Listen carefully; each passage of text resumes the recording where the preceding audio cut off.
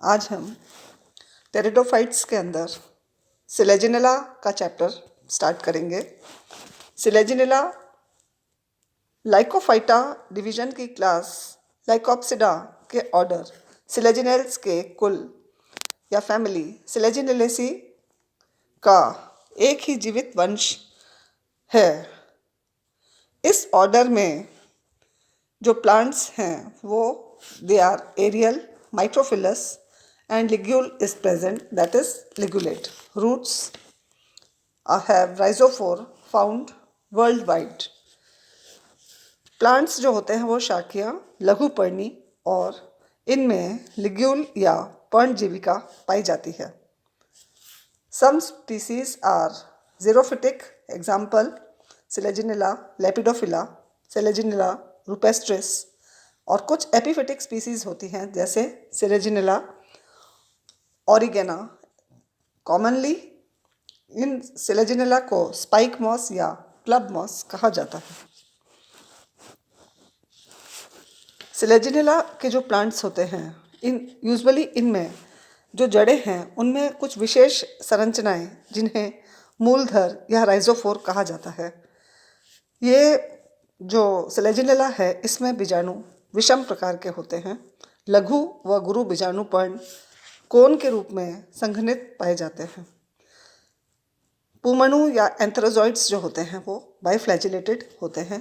Selaginella ये देखिए आप इस तरह का दिखाई देता है। एक विश्वव्यापी वंश है, वर्ल्ड वाइड पाया जाता है ये, और इसकी कुछ ज़ेरोफिटिक स्पीसीज़ हैं जैसे मैंने आपसे बताया अभी, सिलेजिनेला लेपिडोफिला या सिलेजिनेला रुपेस्ट्रिस, और अधिपादपी या एपिफाइटिक स्पीसीज़ जो है वो सिलेजिनेला ऑरिगेना पाई जाती है। कई बार एक नंबर के क्वेश्चन में इस तरह के क्वेश्चंस पूछ लिए जाते हैं कि सिलेजिनेला के किसी एक या दो ज़ेरोफाइटिक स्पीसीज़ का नाम बताइए। सिलेजिनेला को कॉमनली सामान्यतः स्पाइक मॉस या क्लब मॉस या स्मॉल क्लब मॉस नाम से जाना जाता है।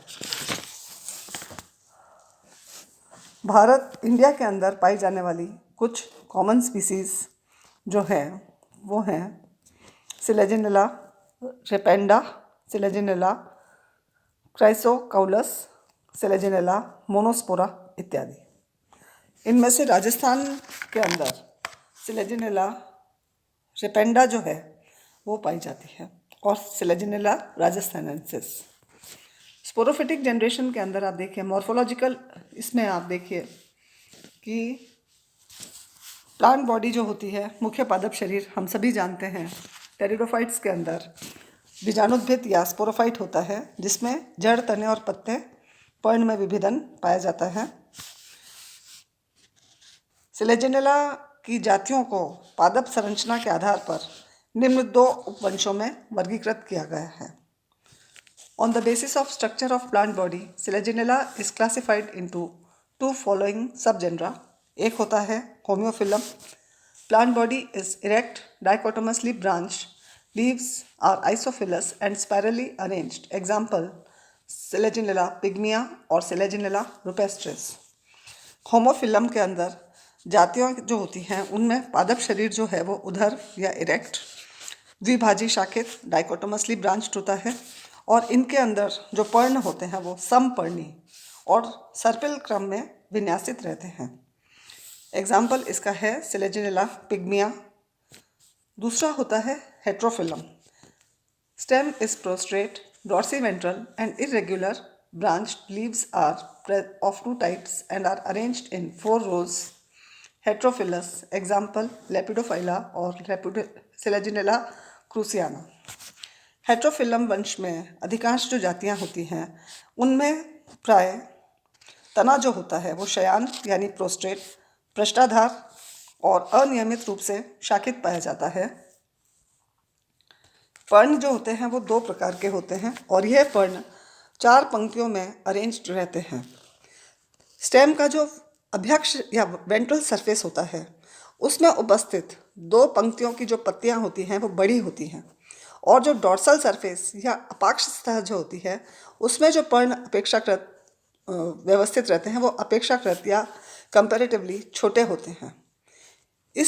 इसीलिए इस हेट्रोफिलम केस में सभी जातियां जो होती हैं वो हेट्रोफिलस होती हैं। और इसमें एग्जाम्पल है इस टाइप का सिलेजिनेला, लेपिडोफाइला, सिलेजिनेला क्रोसियाना एक्सेट्रा। सिलेजिनेला के प्लांट बॉडी में रूट, स्टेम और लीफ के अलावा कुछ स्पीसीज में राइजोफोर भी पाया जाता है। हम देखेंगे अब मॉर्फोलॉजिकल नेचर ऑफ राइजोफोर।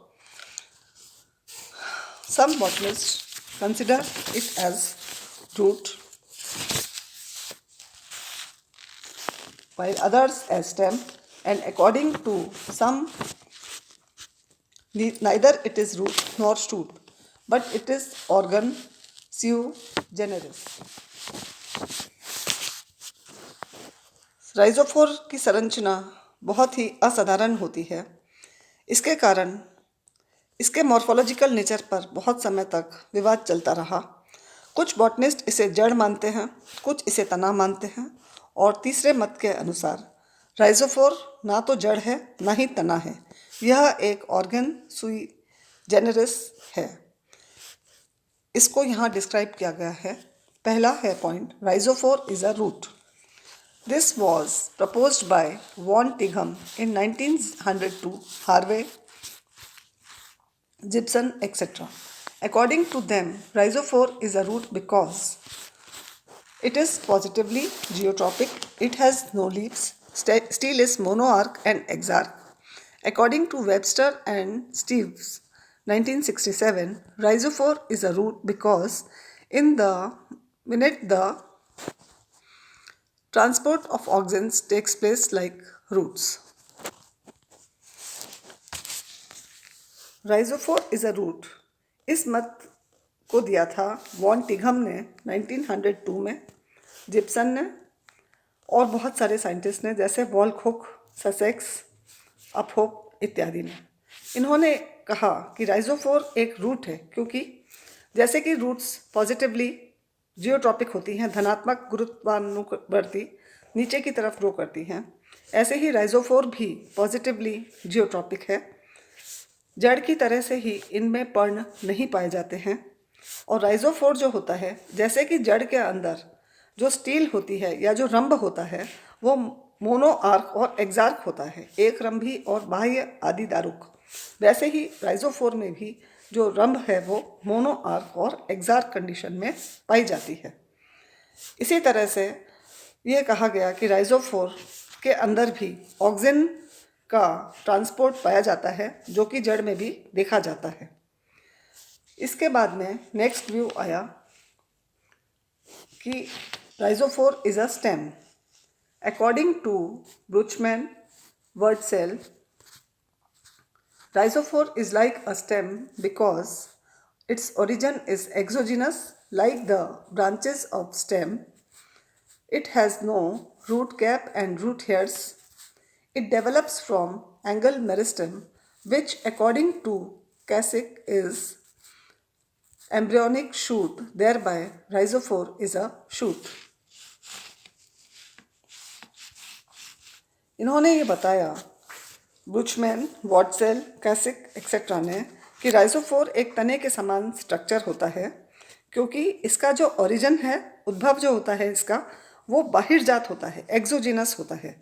जैसे तने की शाखाएं जो होती हैं उनका ओरिजिन भी एक्सोजिनस होता है, उसी तरह से राइजोफोर भी अपने ओरिजिन को एक्सोजिनस होता है राइजोफोर में भी। इसके अंदर स्टेम की तरह से ही रूट कैप, मूल गोप और मूल रोम का अभाव पाया जाता है। इसी तरह से राइजोफोर जो होता है वो कोणीय विभाज्यों तक एंगल मेरिस्टम से उत्पन्न होता है। और कसिक के अनुसार ये जो कोणीय मेरिस्टम है यह भ्रूणीय प्रहो यानी कि एम्ब्रियोनिक शूट होता है। तो जब इसका डेवलपमेंट ही एम्ब्रियोनिक शूट से हो रहा है, मतलब राइजोफोर एक स्तंभ है। इसके बाद में एक तीसरा व्यू आया कि जो जिसमें दिखाया कि बुचमैन ऑर्गन सुई जेनेरिस में गोबल और बॉवर के अनुसार, Goebel and Bauer called rhizophore as organ sui generis. It means it is an independent organ. इन साइंटिस्ट गोबल और बोवर के अनुसार राइजोफोर ना तो तना है और ना ही जड़ है, neither it is a root nor it is a stem. उन्होंने इसे कहा ऑर्गन स्यू जेनेरिस, मतलब ये एक स्वतंत्र अंग है. It is an independent organ. Finally, most of the scientist now believe that rhizophore is a root. लेकिन आज बहुत सारे साइंटिस्ट के अनुसार राइजोफोर को हम एक जड़ के रूप में पढ़ते हैं. Thank you.